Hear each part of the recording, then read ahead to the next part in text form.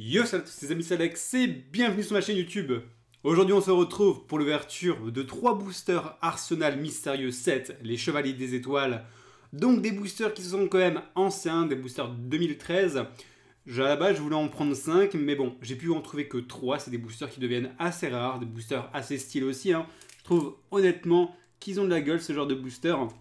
Donc on est sur quoi? Sur 5 cartes brillantes dans chaque booster. L'extension complète est composée de 46 cartes super rares, donc on en a 4 par booster, et de 24 secrètes rares, et on en a une par booster. Donc on est obligé d'avoir une secrète et 4 super dans chaque booster. Donc on va faire un petit peu le point, le débrief sur ce genre de produits. Des boosters que j'ai déjà ouverts il y a un an et demi, qui deviennent plutôt rares et qui commencent à se faire assez cher ces boosters là.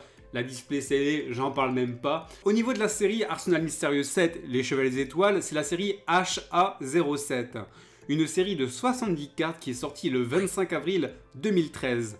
Dans cette série, on va retrouver 12 cartes Xyz, 3 cartes fusion, 3 cartes rituelles, 5 cartes pièges, 6 cartes magiques et 41 monstres dans la série. Donc on n'a pas de synchrone, ni de pendule, etc.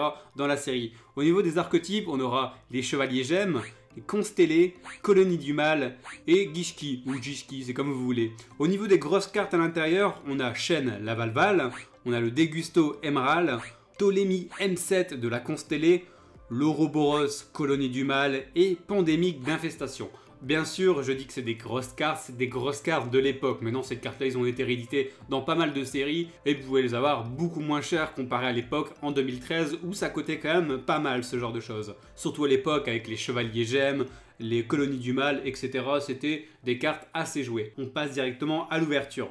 Donc j'aimerais bien choper une petite fusion et une petite Xyz si c'est possible, en espérant les avoir dans ces boosters.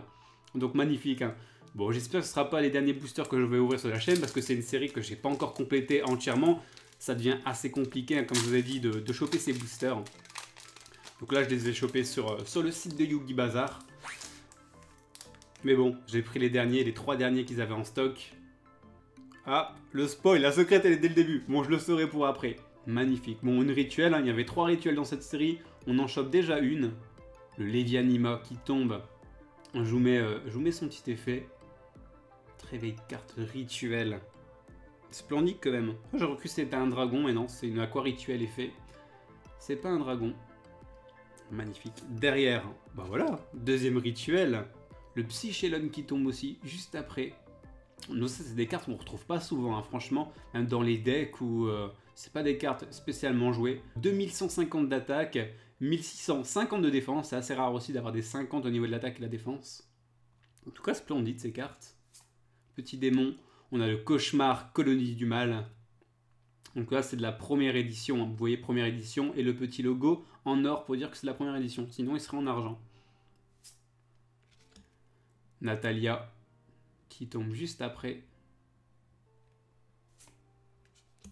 Et un petit constellé pour finir. Une bête effet, 700 d'attaque, 1009 de défense. Bon, pour le premier booster, ça va. Franchement, les 2 petits rituels qui font plaisir. Bon, si je peux avoir une fusion, ça serait pas mal. Cette fois-ci, on va se mettre la secrète à la fin. Je vais essayer de garder ces boosters. Ils vont partir sur le mur derrière. Une petite bête phénix. Chevalier Gemme. Je sais que les cartes Chevalier Gemme sont aussi énormément appréciées. Après, c'est vrai qu'on n'a pas de nouvelle édition pour trouver énormément de cartes Chevalier Gemme. Donc ça coûte quand même assez cher justement de se faire un petit deck Chevalier Gemme. C'est pas donné, parce que les cartes sont assez compliquées à avoir, surtout les grosses cartes.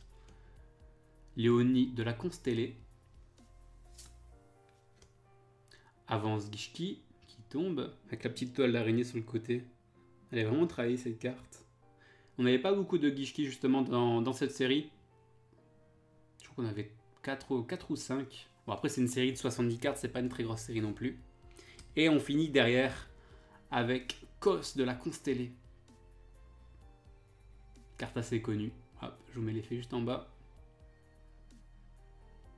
C'est des belles cartes, franchement. Et le dernier booster, ouais, c'est une petite ouverture aujourd'hui, mais bon. Bon, après, Arsenal Mystérieux, il n'y a pas que le 7, c'est une grosse série. Les Arsenal Mystérieux, on en a plusieurs. J'essaierai de vous les présenter aussi dans l'avenir. Hop, la secrète à la fin.